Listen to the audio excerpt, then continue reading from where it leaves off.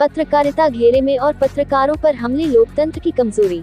जनपद भदोही के कांग्रेस पार्टी के जिलाध्यक्ष राजेंद्र प्रसाद राजन ने महामहिम राष्ट्रपति को संबोधित डीएम को ज्ञापन सौंपकर दिल्ली सरकार द्वारा लोकतंत्र के चौथे स्तंभ के रूप में स्थापित प्रेस मीडिया के घरों पर दिल्ली पुलिस की स्पेशल सेल द्वारा की गई छापेमारी की घटना की कांग्रेसजन कड़ी निंदा करते हैं।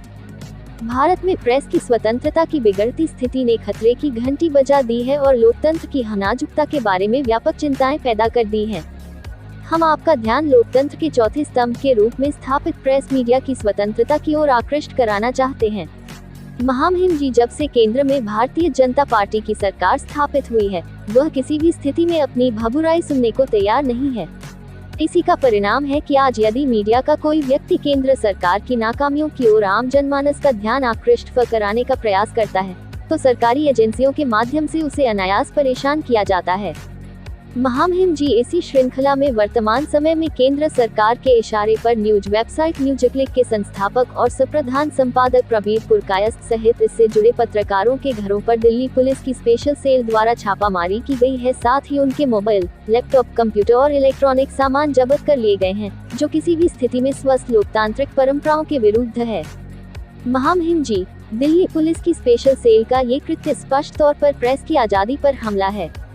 प्रेस मीडिया को लोकतंत्र के चौथे प्रहरी के रूप में देखा जाता है। दिल्ली पुलिस की स्पेशल सेल के माध्यम से कराया जा रहा ये कृत्य स्पष्ट तौर पर लोकतंत्र को कमजोर करने का षड्यंत्र है।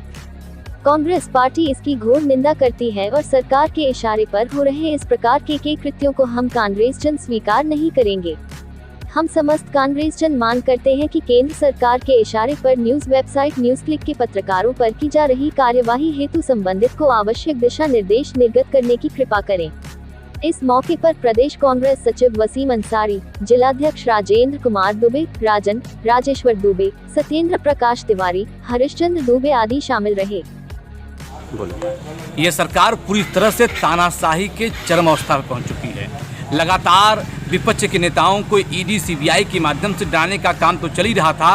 अब जो इनके खिलाफ जो जनता की समस्याओं को, जनता के सुख दुख को लोगों के सामने पत्रकार जो रख रहे थे, अब उन्हें भी दबाने का प्रयास किया जा रहा है। जिस तरह से दिल्ली में तमाम पत्रकारों को के घरों पे ईडी, सीबीआई और तमाम पुलिस विभागों का जो छापा हुआ है, ये पूरी तरह से निंदनीय है। इस देश में इस समय अघोषित आपातकाल लगा है। हम कांग्रेस जन इसकी निंदा करते हैं और महामहिम राष्ट्रपति से मांग करते हैं कि ऐसे कृत्यों पर लगाम लगाया जाए।